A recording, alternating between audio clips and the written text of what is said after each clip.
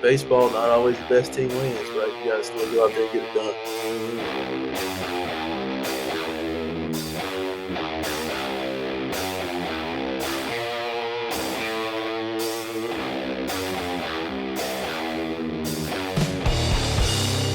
Hi, folks. Welcome out to the Field House in O'Fallon, Missouri. We are sitting down for another youth baseball talk, youth baseball health check. And today we're with the Midland Baseball Group. We've got Matt Shadow, who is King Salami. Is that what it is? I've been called a lot of things, but not that.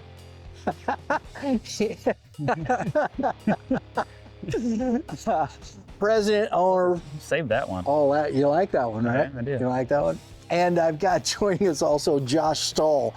Josh, you got to tell the folks what's your role with Midland. Yeah, so I came over a couple years ago and I helped Matt with the youth, right? Really helping run some of our 6U through 8U programs, so our juniors program. And then I also coach a group of 10U and 11U teams that I had before joining Midland, and brought over to the club.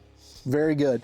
So, gentlemen, I did this because, there's a lot talked about with youth sports in general, but youth baseball, I wanted to see, because we have so much stuff with injury talk and how much are kids playing? Are they doing this or that college?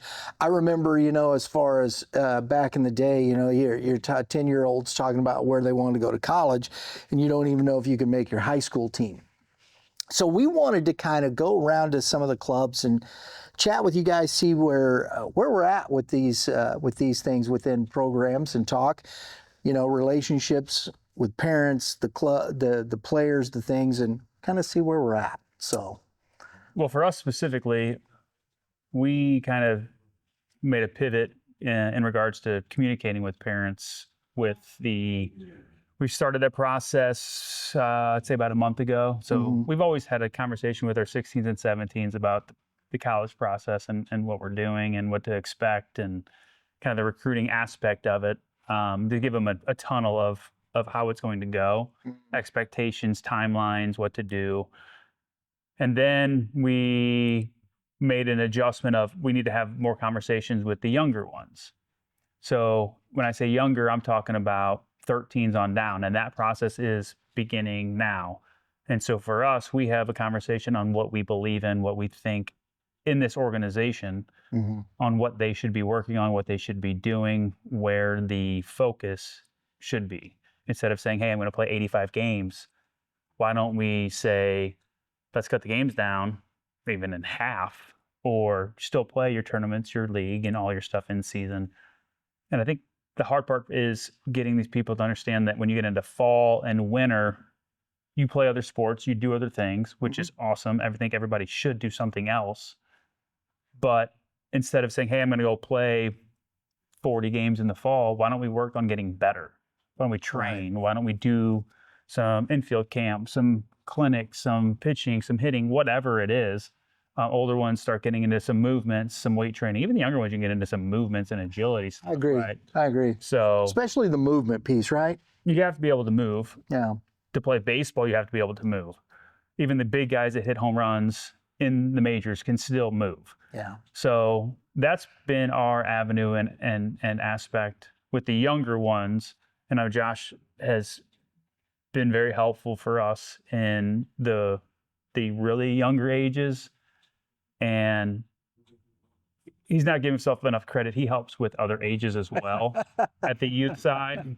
The main focus, obviously, coming over was to really get the younger ones going, and it's been great.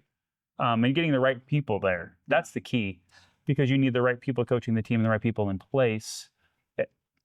This is going to sound terrible considering I own an organization, but the front of it's meaningless if you've got a coach that is not very good, or is not teaching the game or helping the kids. So, and to your point, I think it's interesting when you talk about those things. You see people go from, and I think we've all seen the club hopping. This year they're with this and this, and you got uniforms and jerseys from 5 different clubs. That's every sport. That's not just baseball. I know. No, but get me wrong. But we're talking baseball. We're talking about baseball. You're not wrong. I get it. But, we're youth baseball Midwest. I don't really care about the other sports. Not really. But that's the thing. And finding, are people really, parents, when they come into the program, are they asking you that question? Are they finding out what's your program about? Yeah, I mean, at least at the youth level, what I see, like really young ages, not enough, right? Not enough. You get a couple folks that have probably been through it before. I know last year we had a player come in and they were actually asking a little bit about, hey, how do you vet your coaches? How do you make sure you've got the right people supporting these teams? And I mean, that's the right questions you should be asking, right? Like, again, movement, athletic ability is critical at those young ages, more than some of just the pure baseball skills, right? We don't want to specialize so early. You want them moving, balance, agility, all those things. But like, ask the questions, like, what's it going to look like? A lot of parents do, but not enough, right? We don't get enough probably questions. And I think part of that is the system isn't set up in a way though, where you can do a lot of independent research. Like a lot of people are like, I'm going to go look at Game Changer and see if a team won a bunch of games. That's how I'm going to tell if you're good or not. And go to your website and look at those things, right? And find out what the program is about. Yeah.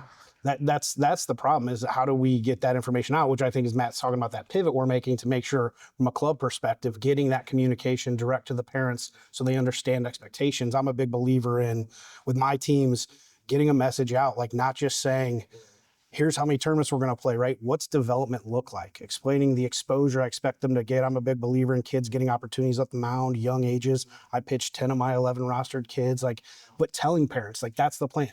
We're going to lose some games as we go through the year because I'm going to pitch 10 kids. And so we may be in a 2-run game and I'm not throwing just our dude that day, right? Because this kid needs some reps, needs some opportunities, but being transparent with parents about that going in. But yeah, from a questions on the program, I think if I was going to advocate for parents, be vocal, be your son's biggest advocate, ask the questions, who's going to coach the team? What's the practice structure going to look like? How often? What are the team's expectations? What will playing time look like? Those are the things I think they want to understand, and they should look to get that information before joining, right? To your point, soccer, basketball, hockey, baseball, it's all a lot of money for these parents these days. It's logistics, it's pricing, it's scheduling. So ask those questions in advance. You said this, and I think this is the question. I like it. And I always ask, what is development for a 9-year-old? Mm-hmm. And what does that look like? I would imagine that there's probably philosophy in different places between different people and whatnot.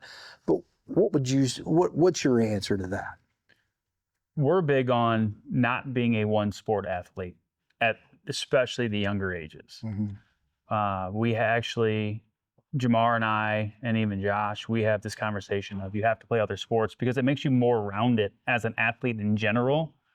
And it gets you away from the game to want to come back to the game, right? So it's, hey, I took a break. I'm really eager to go back in and practice to get the team started, to go to games, whatever it is.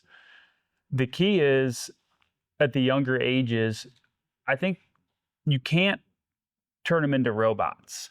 Right. You know what I'm saying? Right. You have to just sometimes let them be athletic. You can't overcoach things. Like you can teach footwork, you can teach all kinds of baseball things, but you have to, at least I believe, when a kid's hitting, and you're in game, you can't just say, hey, make sure you do this, make sure you do that. And it happens a lot. All the time. Even pitching. And I'm sure I was guilty of it with kids and stuff, But if you think about it, you have 2 spots where the kids are on islands. Mm. Pitching is an island. Yeah. Hitting's an island. Yep. And they're already thinking so much that you have to just tell them, be an athlete. Just be an athlete. Hitting, get on time. Just get on time. I don't care how bad it looks. See the ball, hit the ball. Get on time. And then when it's done, you can say, hey, look, yeah, we need to work on X, Y, and Z here. This is why you did this, but not when they're in the moment. And a lot of these kids, all kids are different, right? Sure. You have kids, I have kids, you have kids. If you take your kids, you can say, look, my 2 kids are different. Mine are different. His are different. But you coach them differently. And some kids will take the structure or the lesson or whatever you're giving them different than a different kid. So some kids will be like 100%, I'm going to do exactly like you're telling me all the time, and they become robotic, and you don't want that. You want them to be athletes. Be athletes. We can fix things as you get older. But if you're going to be athletic and you're going to hit a baseball hard, don't change so much at 9. If a kid's having success, let them be successful, tweak some things here and there. Build confidence. Yeah, 100%. But also let them be who they are and figure out who they are, and get the foundation ingrained in them of what they need to accomplish. And, hey, bat the ball, right? Don't swing down and hit the ball on the ground. Like simple things like that, I get. You teach. But sometimes when you run like infield stuff, these kids are trying to be so perfect to do all these perfect things. It looks good, but you get in a game and they're trying to be perfect and they're taking their time, taking their shuffles, and the kid's already passed first base. And you're like, dude, get the ball, throw the ball. Get the ball and throw it. Right? But they're so robotically coached. Yeah. You know what I'm saying? Yep. To do all these things that's what they do. So that's what I mean by being robot and being overcoached instead of just being like, dude, come get into it. Some people may not agree with me. Well, but that's just that's with the younger ages. Yeah. I think it's interesting because I've thought a lot about this, and I think, especially you get 7, 8, 9, 10, even 11 years old. If you can find 3 good quality hitting drills, throwing drills that you can give to these kids and just let them progress with that, I think, don't you think that's probably enough to get them into the motion of things? And let athleticism, as you say, then let them go play the game and function in that capacity? There may be too many, but yeah. I mean, I would say, you said like let them play. Let them play. We had a practice with my group. We got rained, couldn't get on the dirt. We're going to do some fun that day anyways. And we literally had a mini wiffle ball tournament with these kids and let them play and just swinging a wiffle bat. Let them be athletic. Let them hack it. I think to Matt's comment, right? Yeah. Do you need drills specifically, or is it about them moving and getting some reps in? I don't know that you have to prescribe. We do stuff. We've got drills with our teams that we use, but sometimes it's just let them get in the box and try to rip it back up the middle as hard as you can, right? Josh, do you when you're watching your kids, especially at that age, and I know you got young kids too, Matt, but are you watching to see how they approach, get in the box and swing the bat and make? And I think sometimes as coaches, we're not paying attention to that small. What does their swing look like? Because we know in Major League Baseball, and I always go back to Craig Counsell because that is definitely not how you would want to teach somebody. But yet, when he got to where it was necessary, it looked the same as everybody else. And I find that fascinating. I've watched hitting videos and stuff and whatnot. You watch professional hitters. At the point of contact, you know what? They all pretty much look the same. How they started doesn't. Yep. How they're comfortable in the box doesn't. But yet getting to that point of contact is pretty much all the same. So I think sometimes letting the kids find that piece is important in us understanding what we see in the athlete, right? Yeah, I agree with you, right? To me, I'm not a big control pre-pitch movement, right? So getting to the right launch position, right? Getting to the right point of contact position, we talk through, but you don't even get into those details probably till really 9, 10, and 11, right? Right. That's a 6, 7, 8-year-old conversation. Probably even 10 and 11. It's you're starting to hone in a little more at that age. But point being is don't overcoach that pre-pitch movement, right? Get them in a good launch position. Have them understand how it's supposed to look and feel when they get through the ball. But really, 6, 7, 8, 9, you want them swinging fast, right? I focus a lot on balance, direction, and timing. I use that because I can use it for hitting and pitching. And really, if you've got fatal flaws, a kid can't stay up through a swing, something like that, you address. But I'm with Matt, and part of this is let these kids be kids, let them play, let them learn to move their bodies. I'm not coaching pre-pitch movement you've seen people at the highest levels with success do it very differently. But they got to get to the right starting point for launch, and then you work from there. Yeah. I think, and that's the thing, because we talk a lot, you hear the development. We're developing kids, and whatnot. And I think sometimes, in the thought process, we have, I think, kind of lost the mission with younger kids and over complicated things for them to just take information in. I liked what you said. You keep it simple. Well, say that again. Which one? The balance part. Oh, balance, direction, and timing. Yeah, that's Right? my focus. Yeah. You know, and how many 9-year-olds know what direction they're supposed to go? Well, we talk about it a lot, right? But yes, No, I'm kidding. before you tell them, they don't know. But it's true. You know, you get them in there, and I think sometimes, you know, development for a 9-year-old is definitely, and 10, even 11, is definitely different than a 14-year-old, even in the youth space, right? Yeah. So, you know, getting them to where I think the one of the fundamental things about development is, and I think this is where we talk and people really understanding why they're in this with a club.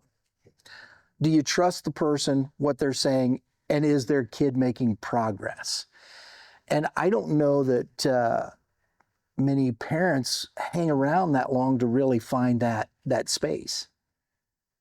I mean, that I don't know. I mean, people leave for whatever reason they leave, whether that's because their choice or another factor of changing teams can be, hey, I'm on a really good team, but my kid isn't getting opportunities to play in the infield because there's too many other infielders that I can see that, right? better. Yeah.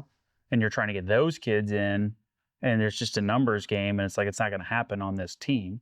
So you need to go somewhere else that is, whether that's in our organization, which has happened many times, or outside the organization, so you can get those reps if that's what your kid wants or where they want to play. Mm-hmm. Or you'd say, hey, he's just not ready for this yet. Right. It's a safety issue, which happens at younger ages. When you get to 8, 9, because the other key is 5, 6U baseball. It's T-ball to machine pitch. It's not like soccer where you can just run around, right? Beehive. Yeah, it's not. It's a game of situations. It's controlled, and as you progress through it, you know, the 7, 8 age is fun because it's machine. Everybody's hitting, it's moving, it's action, it's nonstop. And then you get to 9, it's kid pitch, and it's back to, can we throw strikes to not have 5 walks an inning, right? I mean, that's just it's the nature of what it is. Yeah. But with that, you've got to still have your kid, at least I think, in a place that's best for them and their development and where they're going to go. So whether that's, hey, my kid likes playing the outfield and this is where he's at and he's happy. But I think parents get caught in, hey, well, we won all these games. My kid is on a good team. That's enough for us. And I don't it's not enough for the kid. 100%. Right. 100%. Yeah. Or they say, hey, my kid belongs at shortstop. And you can say, well, your kid's not ready to play shortstop. Right. You know what I'm saying? Like, he can't even throw the ball across the diamond yet. Not saying he won't in 3 years or 2 years or maybe even a year, but right now this is where he is. And I think part of it's just being honest. You know what I'm saying? Sure. With people about where you see the kid and how they fit in the team that they're on. But you also remember, we're talking about young kids. Half these kids might not be playing baseball in high school. Agreed. You know what I'm saying? Agreed. Yeah. So just let them progress, learn, be in a situation that's good for you, and get better. That's what I think. Instead of saying, hey, let's go play 85 games and at 8, 9 years old, just because we're good and we can go do it. Right. The one thing that I want to, you know, and I think this is where it gets to, and you know, everybody's heard this, oh, parents are just crazy, you know, and whatnot. And then you hear from parents, those coaches, they don't know what they're talking about. They just they don't like my kid, you know, and blah, blah, blah. The thing that is interesting to me, it's always the smaller percentage of the complaint of in that setting that is usually the case. But yet, as always, gets the more pub and people love to. But I think people in general, parents in general, they're just more than they're interested in their child being successful. And if parents you know, understand the direction you guys are going, are you having those conversations more and more with parents as far as where their child is And how receptive are people to those things? So for me, like I think that to me is a lot of a coach to parent communication, right? So like for my example, in the teams I coach, some of the things Matt said, right? You've got to be open and direct with these folks, right? These are their kids. So what I don't want to do is leave a kid in a bad spot. They love this game and they don't have a place to play. So I've had hard conversations with a few of my parents saying, hey, like, this is where your son sits on our team, probably going to be mostly like outfielder and pitcher used in the future. If that's not something you're interested in, make sure you explore some tryouts. Like, let's have an open line of communication. It's tough. You risk a kid jumping ship early when you do that. But I'd rather lose someone that doesn't want to be there and give them the chance to make sure they find the best fit for their kid than have them stay and not play in a position that is right for their kid or their family. So I think it just comes down to that coach and parent communication, and it goes both ways. You got to be open and transparent, and you've got to be willing to have that hard conversation sometimes about the reality of where our team is and where your son fits in it currently. This is what the outlook is. And I try to give like my parents some preview in the season of like, this is likely where your son's going to be utilized across the group. Some people don't like that, some people do, but I mean, to me, that open communication, that transparency has done really well. We've had a really successful track record of keeping kids in the program, right? They typically find that works, and I've had to find some lower level teams to move boys to that want to go a different route because they don't want to take that outfield pitcher only path and they want to get more infield time, and we've tried to find them another team where they could fit. But communication's critical, and that right, these are people's kids. They're 7, 8, 9, 10, 11-year-old kids. Like, they are people, not baseball players, right? That matters. That comes first. And so I don't want to ever put a kid in a bad spot where they end up without a place to play, especially those ones that, you know, really love this game. I think I think it's the hardest thing in it, building trust. That's in life in general, right? Right? Yeah. How do I trust this guy? You know, and from the other side, can I trust the parent to be honest with me? And I think that's the biggest thing. And I love the transparency part. And I think that's what needs to happen more and more on both sides. And I don't know that, you know, and I think it goes back and forth, but I love that because I think that's the biggest thing is how do you build trust? Well, if you, and let me ask you guys this, because we're talking about development, we're talking about relationships and how you build those and things of that nature, because I think it's necessary. You guys, your facility sits here in the greater O'Fallon area, Missouri. A lot of high schools around here. Do you get kids mainly from the high schools within probably a 35-mile radius? Yeah. Or does it get bigger? I mean, the younger ones obviously go to, and I think you would agree with this, they go where it's close, right? It's convenient for the parent, right? Because I think parents are running all over town with their kid. Work, I gotta get, I gotta get my kid to practice. Where is it located? Sure. I would say St. Charles County in general is where most of the younger ones come from. We have some from St. Louis County. We have some from, you know, the Kirkwood area, or you go further out when you get into, you know, the Troy area, or you go Wright City. Forrestville. When you get past that line. But when we get to older ages, they're everywhere. It does that, right? So I think that because the kids can also drive. That's the big thing, yeah. The parents like, I got to drive 35 minutes to my kid's practice. It's like, you get off school, you go. I'm staying home. With it.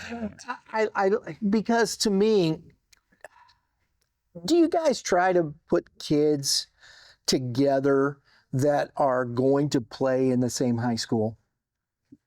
I think that's hard because, you know, most of these people don't even know what high school they're going to go to. And the ones that do, I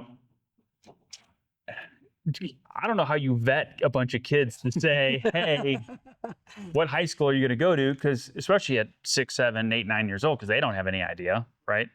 But the parents would know what school district they're in. Yeah, but that doesn't mean they're going to go to that school. I get that. You know what I'm saying? They could move. I get it. If I said, hey, we've got 2 Howell kids, we've got 3 Howell Central kids, we have 5 Zumwalt North kids. Okay, you guys are together. You can't. I don't think you can do it. No, I understand your point there, but I mean, is it a thought process at all within that, or are you just looking at mainly, you know, the best fit of athlete to athlete? I'm looking at the best fit for the kid Okay. based on what we have. Now, obviously, when you're young, you're taking kids at 5, 6 years old that just want to play baseball, Mhm. right? Yeah. It doesn't matter what school they go to. You're just taking them because they want to play baseball. As you progress and get older, then you're taking specific needs for specific teams, right? Mhm. It's like, hey, I need another catcher, Yeah. or I need somebody that can pitch. It's not, hey, you have to go to House Central. Right. Right. No, You know I what I get it. mean? Yeah, at the really young ages too, I think some of that's parent driven, right? When you're forming teams, what you'll see is you get a group or 2 or 3 that come in. Obviously, you're still kind of working them out, have a tryout looking at, but I think to me, 6, 7, 8, like that really our juniors program, like grow a love for the game. And honestly, a 6, 7, 8-year-old kid, what's part of loving the game? Playing it with his friends, Mhm. right? So you're going to see that just naturally as you form those really young teams. And then we start getting into like performance decisions once you get up towards the high school level. That's a different conversation. But so I Right. think some of it just naturally happens because parents come together in a group or 2 or 3, so you end up with pockets of kids in certain areas. But the other thing I was going to say is, right, I think around the area, you'll see some of these things that are popping up with the middle school tournaments and those things that are focal points. So I think really once you get into 6th, 7th, 8th grade, now there's more events that help drive towards kind of who are you going to play with in high school that the area offers, but I don't know that that's like a club focus. Yeah, I like that, and because I think sometimes I like and moving to this part of it, I like the fact of what the NC2A did. Junior, they changed the recruiting. I think that's brilliant. Finally, thank you, because especially when my son was coming up and whatnot, all you heard about was college, college, college, college. Well, you and I have had this conversation. Yes. He's 10, man. He's 10. He isn't, I mean, you don't know. And the more I've done this, especially over the last 4 or 5 years where we've covered high school baseball in the state of Missouri, you may not make your high school team depending upon the school you go to and your level of play.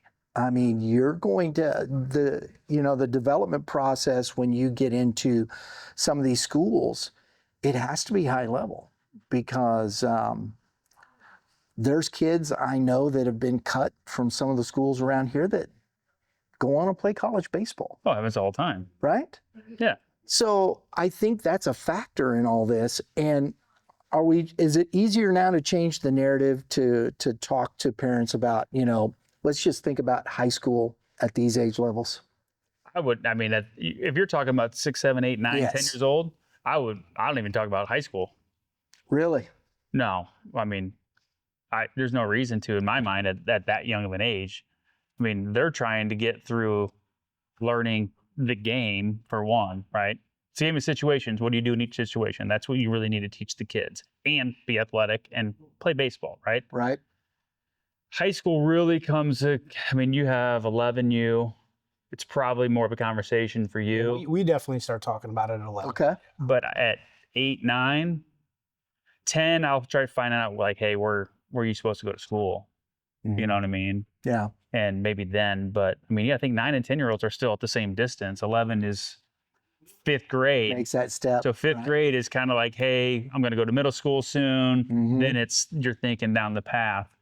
I always thought 12U was when people really started to look at high school programs. 12, maybe 13 of like, hey, where do I want to get my kid to make sure they're going to a high school program?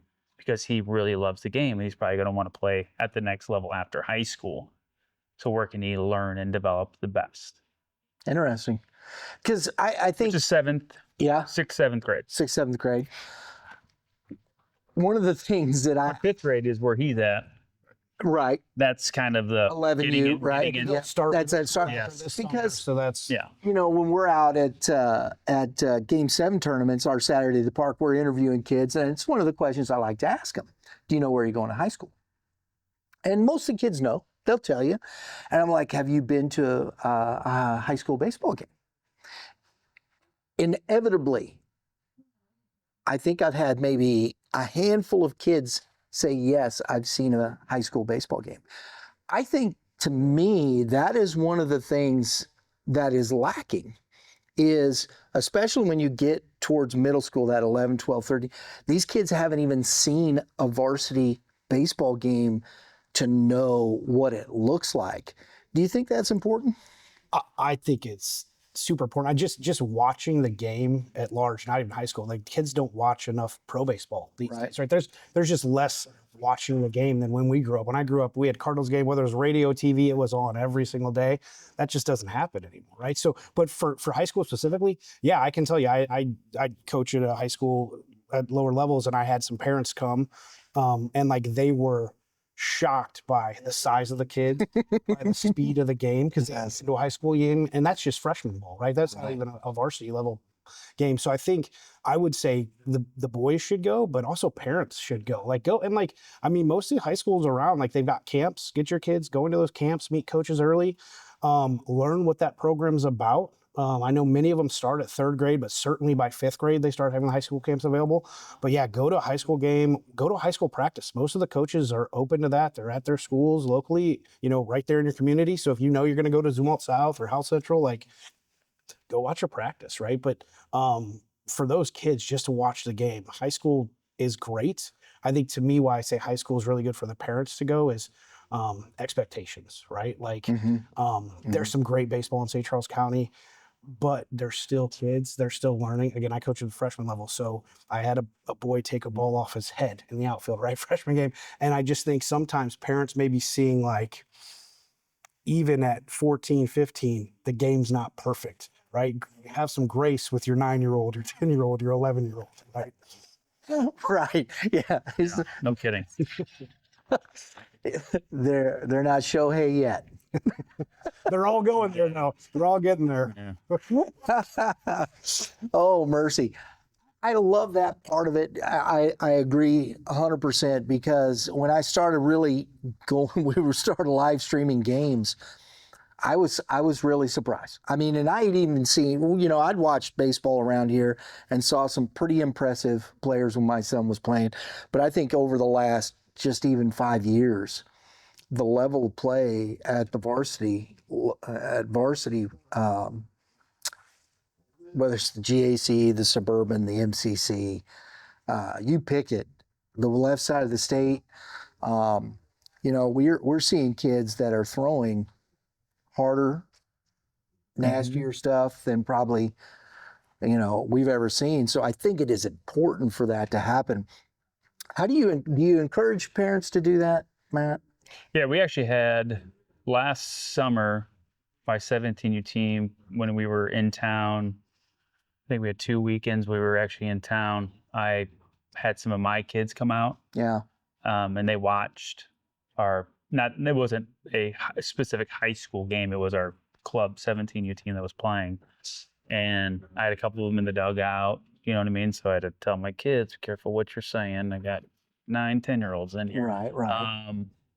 But it was good for them to see kids that are going to go play college baseball, what it looks like. Yeah. Right.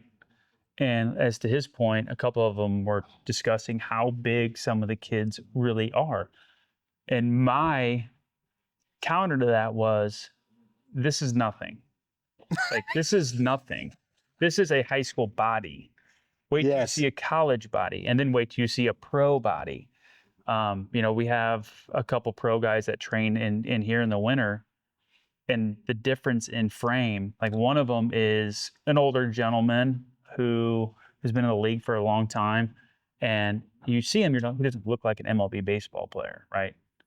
But he can move. You know what I mean? He can throw, he can hit, you know what I mean? But Right. he's super athletic. I mean, he's fit, but he's not a 6'5" monster walking out the door. But you have those guys, but they're all physical. And when I say physical, they're put together, like they're really put together, and they can move being physical. So, but anyhow, the point is, yes, I think it's, to Josh's point, it's great that I think you can go watch it and experience what it is, especially like, and you and I have done this in the past. I mean, we've seen the playoff games, like when Hal plays Zumwalt West. Yep. Like that's a great atmosphere, right? Because you get kids and it's rowdy, or even a Hal Central and a Hal, because you get like the rivalry stuff, like it gets rowdy. It's kind of like a basketball game, you know what I mean? Like you get those big games, it's just fun. I love it.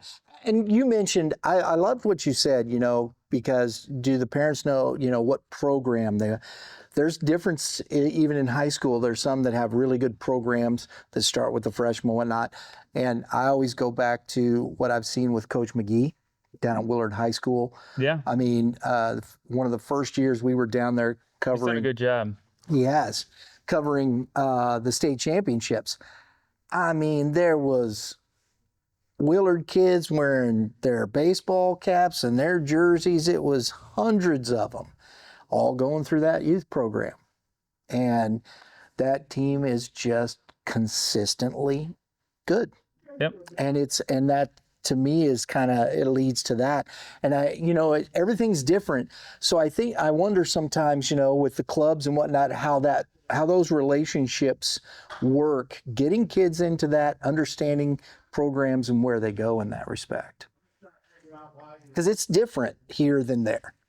Well, yeah, it is. But also, I think the other thing is you can have as many meetings as you want, but people have to, for one, get on and listen. Yes. They have to take it in, and they have to agree with the philosophy that you have. Right. And not everybody does, which is fine. I mean, humans don't always agree with each other. It's true. Human nature, right? Right. They may have different thoughts on their kid or what they think we should do. And there's certain clubs that they're baseball only kids. Like that's their motto.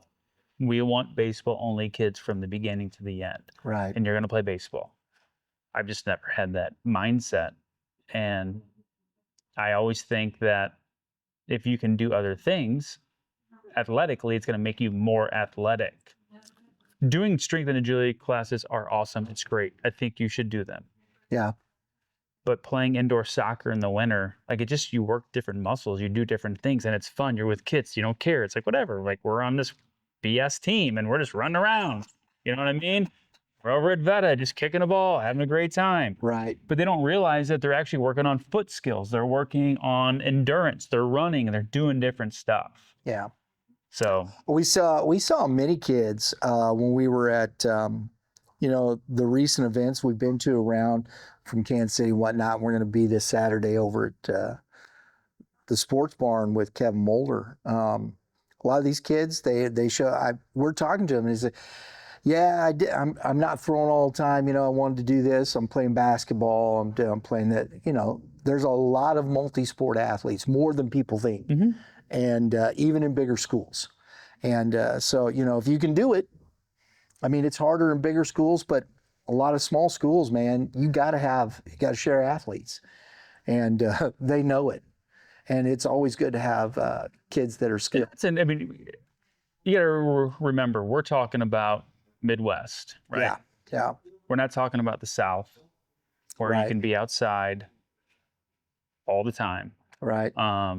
So it's a different ball game. I mean, down there, it's like, hey, we're going to keep playing, and then we're going to stop, and we're going to play again. Kids are working in soccer, working in football, whatever, taking time off to play football.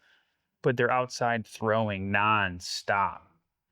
Their body's just used to it because there's not 9 inches of snow on the ground for 3 weeks. You know what I'm saying? Or it's not below 32 degrees for a month and a half. Right, right. But you go further north, it's even worse. Like it's just... We only get 170-degree day. We get one.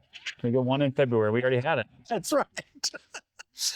Guys, last thing I want to talk, because we brought this up and talked about development, I think parent relationships. The other one that's, I think, and this to me is one that it blows me away. And it kind of started when I went to umpire with a team at Cooperstown. And how long ago was that? 2008. Nice. That's been a while. You told me about that. Yeah.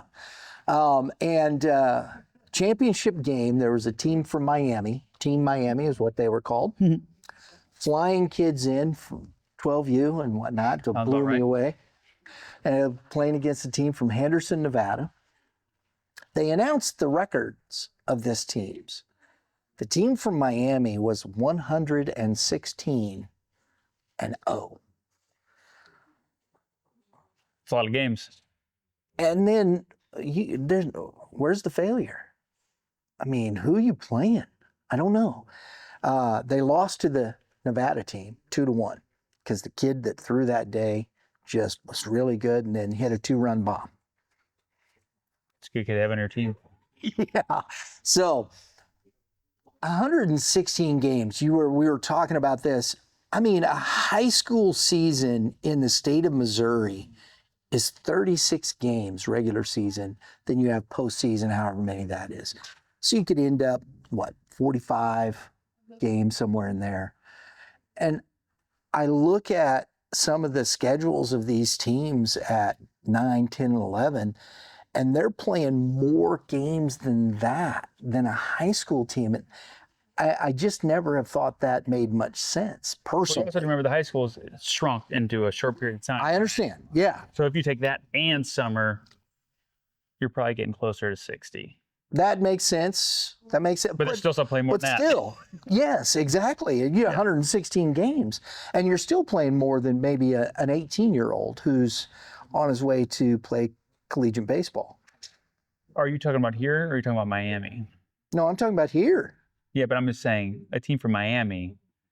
I don't know if you've ever been to Miami and seen baseball down there, but Well, I actually lived in Miami for about 6 months after we moved back from San Juan, Puerto Rico. So but I wasn't watching baseball that way. They'll play Puerto Rico, same thing. I mean, they'll play year round. Yes, I get it. But we were talking But about here. still, man, Yeah. 116 games for a 9-year-old. Well, there's some that play 80 plus here. Do you think that's a recipe You know for my success? answer. I know You what your don't. answer is. Yeah, I mean, I don't. It's most no, of our folks, teams it's aren't no. structured that way. Let's say it that way.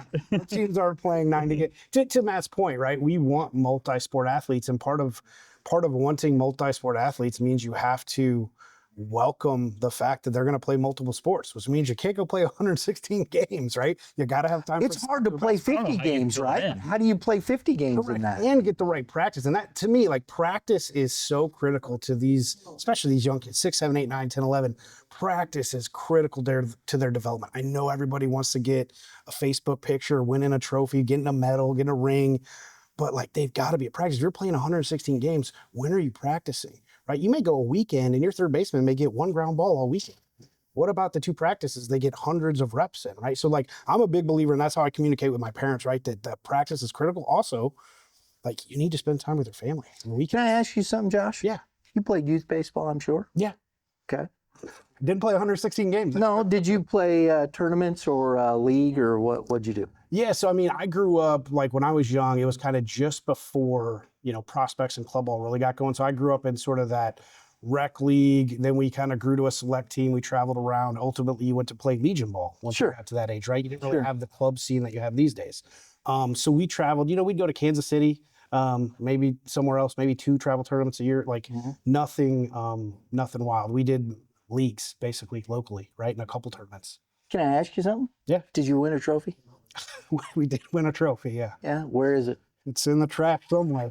At one of my parents' houses somewhere. No, exactly right. Right? And that's my point. And I think because I think this is what we've ended up chasing, and this is my point to the amount of games we're playing. It's not even so much the amount of games, it's what we've started chasing and understanding what success is at 9, 10, 11, and 12 years old.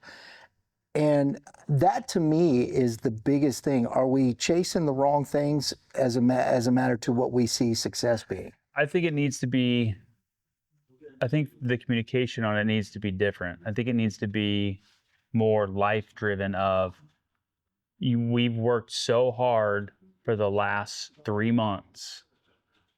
Let's show how our hard work has created success. Right.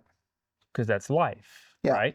Right. So in life, and don't get me wrong, like, you can work your tail off for a long time and still not have great success, but you adjust. As far as winning. Just in general in life, right? I can see that. So, but it's, if you are running something or working and you're working hard, and you're like, okay, I got to make a left turn here because I'm working hard, but this isn't technically working for me. Let's make a left turn. Now I'm going to get past this hump. And now I'm going to get past this hump. It's like when you practice in the winter, you're like, you're moving, you're going, you get outside, you start practicing, you're working hard with the kids. This is every sport. This is life in general. Okay, we played a game. We really need to focus on this. Now we're going to make our left turn because we need to focus here. And then as you're progressing through it and you're working hard, the game is the fun part to show not only what you know, but the success that you're having based on the hard work that you had. I concur. You know what I'm saying? Yes, As opposed absolutely. to, hey, I'm going to play 2 games a week in 2 different leagues, play on the weekends, and just keep winning. If you've got all the best kids at a young age, and you're going to win, it's going to happen because you just have the best kids, or you've got the ones that are bigger than everybody else at this point, right? It is. I mean, That's you get true. the big kid who's crushing balls. He's almost as tall as me at 9, 10 years old, and you're just And like, throwing okay. 60 miles an hour at 11, right? I mean, that's what it is. But what's the point of where they're going to be in 4 or 5 years? Or Right. what are you driving into their head of you have to work for success? 99.9% of the people in this country, in this world, have to work to have success. You do. Yes. I do. Yes. You know, none of us And got handed $10 billion just to live off of. I mean, I wish we did. I wouldn't be here with you right now. You'd have bought an island somewhere. It'd be warm, a lot warmer than it is here right now. Well, and that's my point. I think, you know, sometimes we have to kind of reassess what success means. I believe in winning. Don't get me. I'm not saying if you don't win a tournament, Right. you're not successful. No, that's my point. Yes. But I think that's what we're chasing, and that becomes the focal point rather than taking a look at, you know, the successes from the weekend and keep working. Yes. You're in baseball. I think baseball is one of the hardest ones in that respect. I mean, because you look around, I mean, who's undefeated in baseball? You know, at the major league level, you got teams winning 50 games. I mean, and these are all big time talented people, You hit 300 and you go in the Hall of Fame. You go 3 for 10, you're in the Hall of Fame. You right? go 3 for 10 to your job, you're probably fired. Right? I mean, It's true. And so I think that to me, and that goes to your point, I think, you know, what are we chasing? What is success? And I think maybe sometimes we need to maybe re-evaluate success. yeah. I mean, as a whole, Yes. I don't know. And what that I don't looked know what like. other people are doing or thinking because I'm kind of in my own world. But Josh would probably know better than me. I definitely do. agree with that. The problem is what is the solution, right? Because it's some of it is every parent has their own. They're looking out for their kid. They're looking out for what they want. I think as a club level, it's having a level mindset, right? We're not chasing wins. We are looking for these kids to grow in the game. But you're going to run into folks that leave because you don't get enough wins or you didn't get enough trophies or rings. So it's finding that balance, right? You want to find your team, put in the work in the winter, get them prepared to go succeed on the field in the spring. And then again, if you're 116, you're not playing the right level of competition. That's what that tells me, right? Play up. You do like my 11U played 12U last fall. That's what fit for us. That's what we needed. Like I would rather lose games and grow from that than going 116 and, you know, so to me, it's having the conversation with parents. It all comes back to that. Like, here's what we're going to do. Here's why we're going to do it. Here's how we think your kids are going to grow. And baseball's a great teacher through failure, to your point of 3 through Yeah. 10, right? Yeah. You're going to be on a mound, on an island, and you're not going to have your best stuff that day. That, to me, is the teaching moment in this game, right? Not the day you go out and K everybody and have 12 Ks and throw a no-hitter. So it's like, it's letting them know, like, we're raising adults, we're helping adults grow. Like, we're not their parents, but a coach has a big impact on the 6, 7, 8, 9, 10-year-old kids, right? You have a big impact on these kids growing up. So don't lose sight of, again, the person versus just the baseball aspect. I think that's it. Yeah, and that's the thought process that I think, you know, what's success and how you drive yourself to those things, because ultimately, in the end, yeah, you are playing for that success. But I think the one thing that always is interesting to me is how results driven are you and what are the results? And these are the things that I think we're coming back and forth through, and getting parents to see what results really look like, because you may be getting better but not getting wins, losing a game here or there by 1 or 2, and teaching the kids what that looks like is, hey, tip your cat, they made one more play than you, we're going to get them next time. And I think that's times we run away from that and we go, we got to go to a different team, rather than teaching the athlete to say, how do we persevere, get better, continue, we're having success. And in those games, hey, you know, our kids hit well, we pitched well, we fell a little short, and understanding, and that's kind of my thought process to how we redefine success. Yeah, I mean, I agree with you with that. Obviously, you play the game to win, right? Any game you play, you play to win. Absolutely. I mean, that's the point. But I think it's the underlying factor of what is the long-term goal? What is the short-term goal? Like, what are we trying to achieve with this team, these kids, this organization, whatever you're a part of? And everybody's got a different mindset. Some people may agree with me and Josh. Some people may say, you know, I don't like anything you're saying. I mean, but that's the world we live in. That's what it is. Opinions. It's okay. And as you said, there's places for people, and you don't have to, you know, and I think that's exactly right. But, you know, on a whole level, from what you guys are seeing, where we're at in youth baseball, where do you think we are? Are we in a good spot and good spot moving forward? I'll let you go. Yeah, I mean, I think we're in a good spot, not a perfect spot. I think that the clubs around this area, and you see it at the high school level, clearly there's a lot of talent once you get to the high school level. Yes, sir. I think some of that game IQ, game awareness is maybe where we're lacking. Think about like base running skills, situational play. That's where you see maybe it's lacking at the youth levels. And some of that ties back to something I said earlier, right? I mean, we've had to say this to kids on our team, like, go play MLB The Show. It's not perfect, but like they don't watch enough of the game. So like, how do you get more time watching baseball, seeing situations, seeing how people move? But I think the state of youth baseball is in a really good spot. Like, you have a lot of really good teams around this area and a lot of great high school programs around in this area because of, you know, the club and environment and the development that's occurring. And I don't know if you disagree or. No, I agree with you 100%. I don't think it's in a bad spot. Yeah. I mean, like, off camera, we discussed, you know, just youth sports in general. Yeah. I mean, it's just the way it is. Right. But I think I think it's fine where it is, but I think you made a good point on the actual nuances of the game, the situations of the game.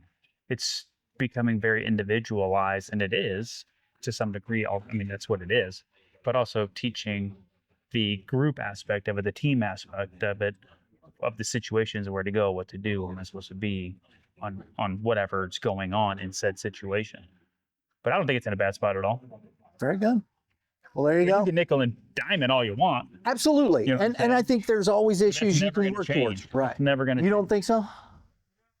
No. I mean, MLB, they're changing rules now, right? I mean, they're trying to change rules now at MLB. So I like the new stuff coming up with high school. They're doing the pitch comms now and with the pitchers and the stuff. I think it's really good. It'll be interesting to see how that trickles down into the youth ages, you know, as it always does. You're seeing it more and more. You see the kids with the stuff and the coaches. So, and, hey, you know what? They're going to do it in high school. yeah, but I mean, you put a earpiece into my 10-year-old catcher. No, you don't. He won't be on the team next year. Have you not run into that? We've Oh, I played against people that have had it. run into 9U, 10U teams with technology. It's not for me. I think that's a bit much at that age, but Yeah, We can wait a little yeah, bit, right? 100%. So, Matt, sir, good to see you. pleasure. thanks. Josh, pleasure. Guys, thanks for tuning in. We do appreciate you being here. Thanks to Midland Baseball for joining us, Matt and Josh. And if you like what we're doing, please hit that subscribe button, hit the dinger next to it. It's notification bell. Get you all notifications for more stuff like this. You like it and share it. That also helps the algorithm. We appreciate you doing that. And USA just won gold. You're welcome. oh, There we go. he did that. USA women just won gold. Wow, look, the Canadians look unhappy. That's okay. We'll see y'all next time.